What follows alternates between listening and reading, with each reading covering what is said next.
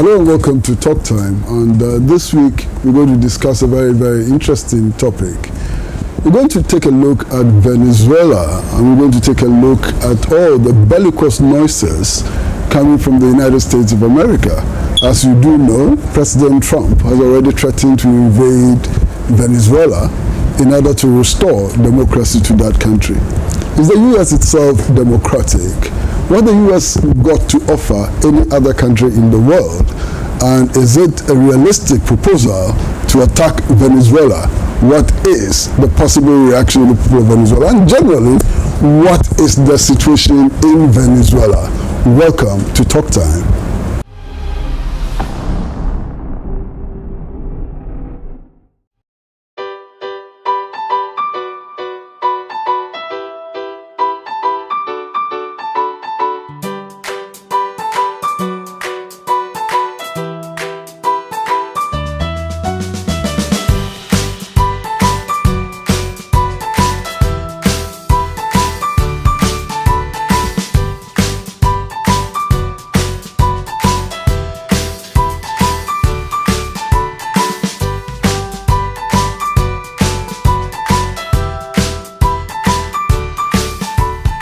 The Bridge Kiddie tab is your best gadget option for the kids. It is a real tablet with a lot of educational and entertaining apps. It is very strong and durable. Bridge Kiddie tab, the best learning companion for every child.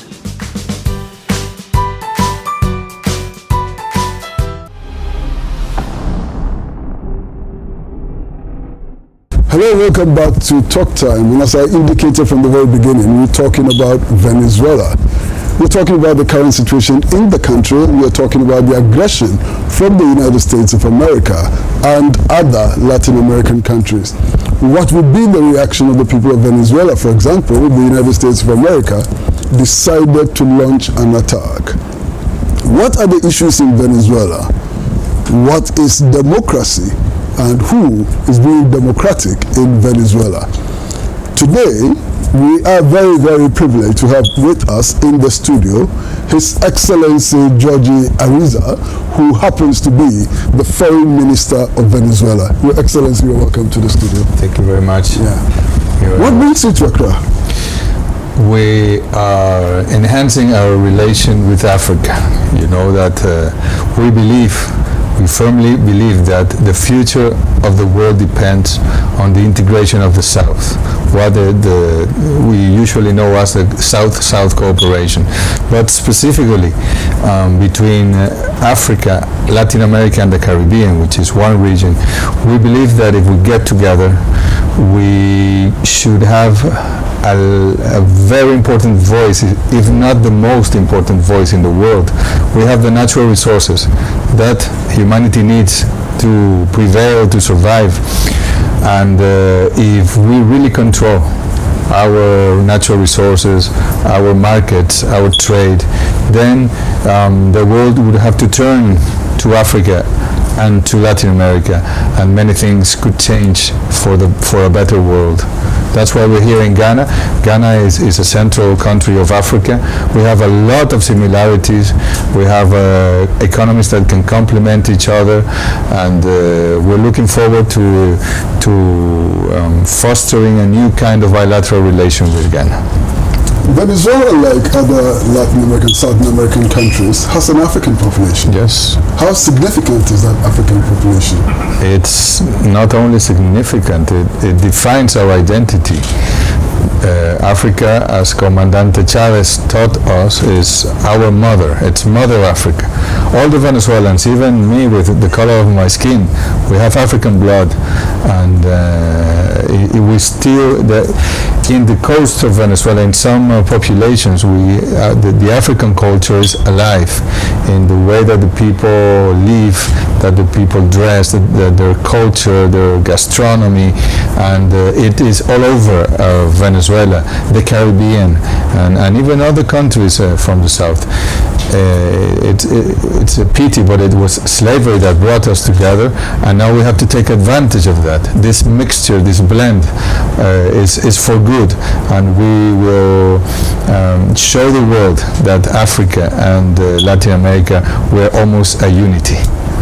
The news around the world is that Venezuela is going through a very difficult period now. How true is that assessment? Venezuela is under pressure.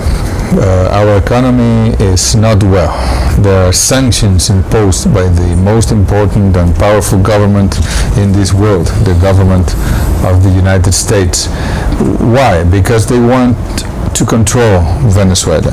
They want to make a regime change in Venezuela, and because they haven't been able to do it through the democratic means, because every time there is an election in Venezuela, the revolution wins, and it means that we will maintain the control of our natural resources, and in spite of the funding to all the opposition, right-wing opposition groups in Venezuela, we win the elections. We win the elections with a fair system that is being observed with experts from all over the world, and we do believe in democracy, and the majority of the Venezuelan people is nationalist, is Latin Americanist. They know that it is with their participation that they can change their future, so that's why they support the Bolivarian revolution. So because they haven't been able to overthrow our government, they have tried coup d'etats, they have tried sabotage to our oil industry, they have tried elections, and Mr. Trump threatened Venezuela last year with a military operation. They label the Venezuelan government as a socialist dictatorship, no? And well, the Cuban government would be a communist dictatorship. They don't really know democracy. They don't understand democracy, and we're trying to build. We're not perfect, of course. There are many things that we have to work on, but we're trying to build our model, which is different from theirs, and they will not accept it, maybe because we have too much oil, too much gas, too much water, too much natural resources, and they want to have control of it. Venezuela perhaps has had more elections in South America than any other country. Yes. So how come that you are thought as a dictatorial regime? That is the contradiction. It's a paradox. How come we have had 25 elections in 19 years? All kinds of elections. Several of them for the presidency, in 98, in 2000, in 2004, in 2006, in 2012, 2013, 2017. And the people keep on supporting Commander Chavez and now President Maduro, because they believe in themselves, they believe in the people, they believe that we can make it. But this new kind of democratic socialism that we're trying to build is not well seen by the imperialists, by the governments that want, insist to control our natural resources. So they make up all kinds of histories about Venezuela, about President Maduro.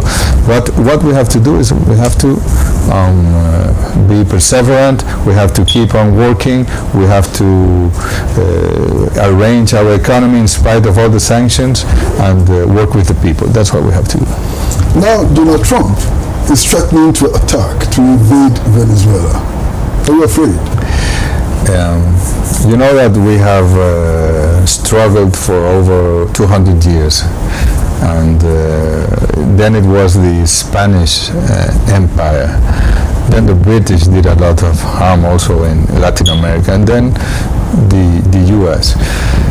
Our people is brave, but we don't want an invasion, we don't want war. We believe in dialogue, we believe that we can talk things and that we can respect each other. So what we would really want is to have a mutual respectful relationship with Washington, with whomever is in the presidency of the United States, because the problem is really not the president but the system, and that's what President Maduro is insisting. We have opened some channels of communication, especially after the elections, which President Maduro won by a wide margin. So we believe that we have to exhaust all the means. But if at some point they were to attack Venezuela with the military forces, we know how to respond as well. Of course, we don't have the strength, the military strength arsenal, but we know how to avoid them from taking our oil. If it is not for the Venezuelans, it is not for them. So we know what we have to do, and the Venezuelan people, as I said, is a very brave people. Well, viewers, we're going to take a short break, and when we come back, I'd like to shift the conversation to the ALBA project, and to find out what its impact has been throughout the Americas. Very well. So, short break.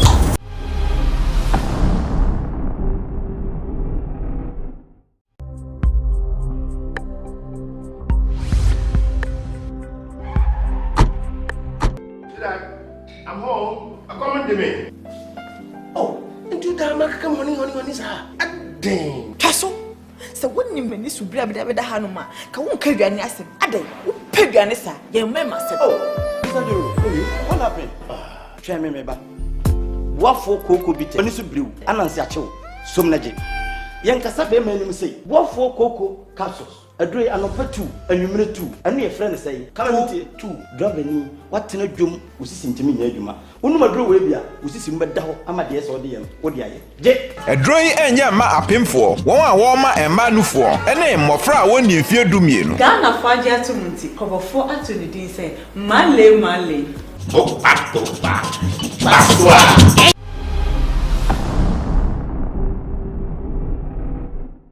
Hello, welcome back to Talk Time, and as I indicated from the beginning, we are particularly privileged to have with us His Excellency Jorge Arreaza, who is the Foreign Minister of the Bolivarian Republic of Venezuela. He's currently visiting Ghana, and he took advantage to visit Pan-African Television. And sir, once again, welcome to Ghana. Thank you very much. What is this ALBA project? What is it intended to do, and what has it managed to achieve so far? You know, the ALBA was born in 2004. It was the opposite. It was the counter proposal to the free trade zone of the Americas, where in Spanish it's the ALCA. So then you can imagine who created it: Fidel Castro and Hugo Chavez. They got together and they designed a new kind of integration, a new kind of union of the peoples. And the ALBA is the Bolivarian Alliance for the Peoples of our America. And it is about really getting together. It is about solidarity.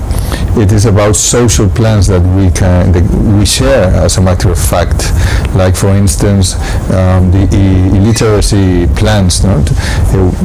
Venezuela, Nicaragua, El Salvador, with the help of Cuba, who were the pioneers.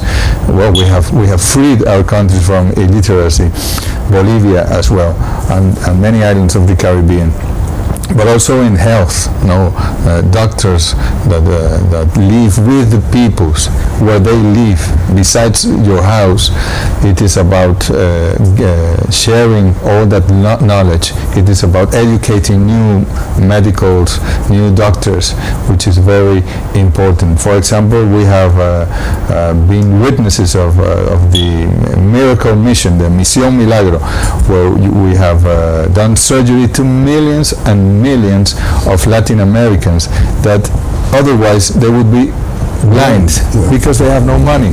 And this is a very easy surgery that sometimes it lasts 5 minutes, sometimes half an hour, but it's easy and it is not even expensive for the states, but not for the people. For the people, it's not in hand. So ALBA is also about justice in the commerce, in the trade.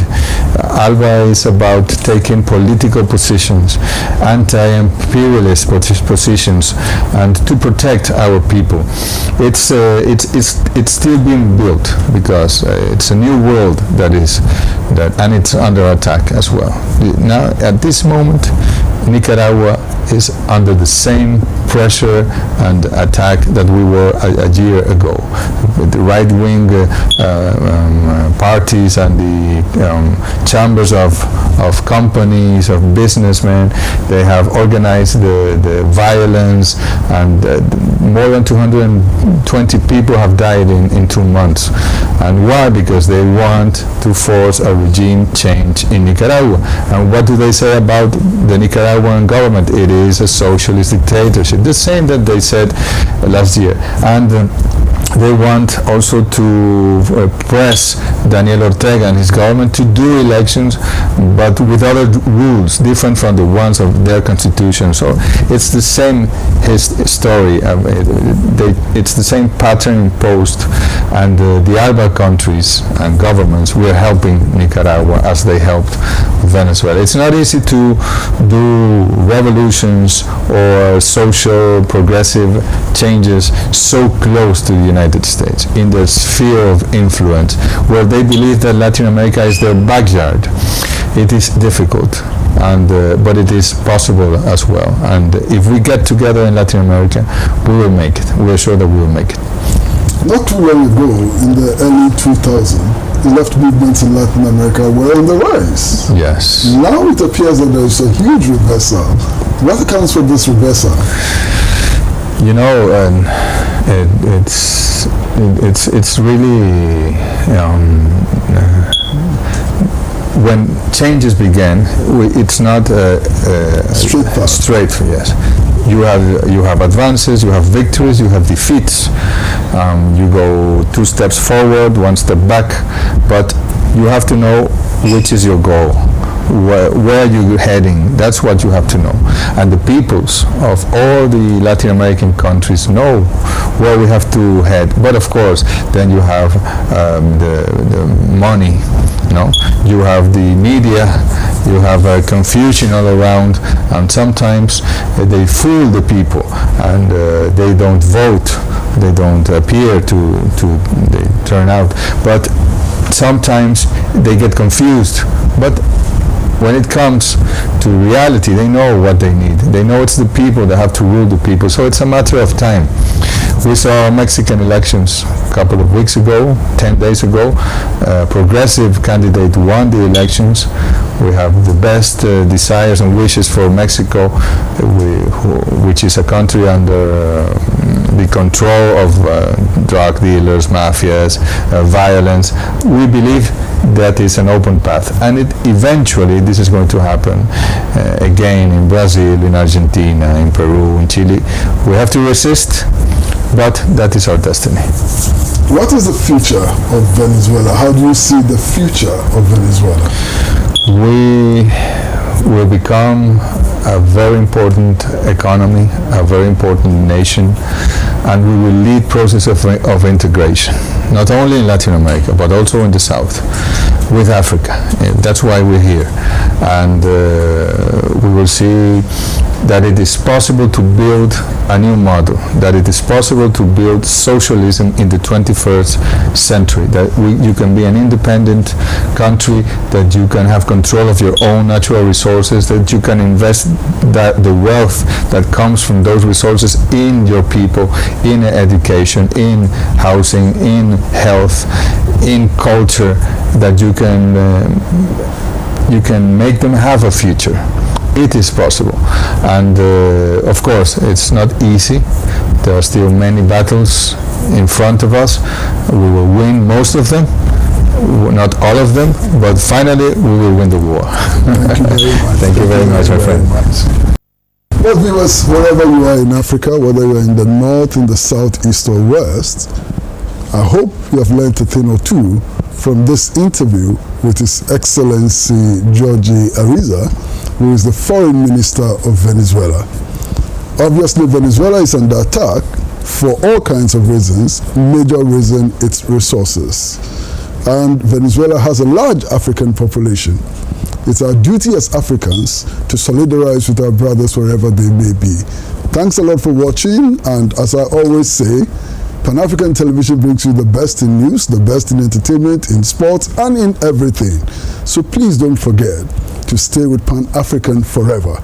Goodbye from all of us from Pan-African Television, from the production team headed by Edem Lumo, from the producer Sadia Seidu, and from all of us at Pan-African Television.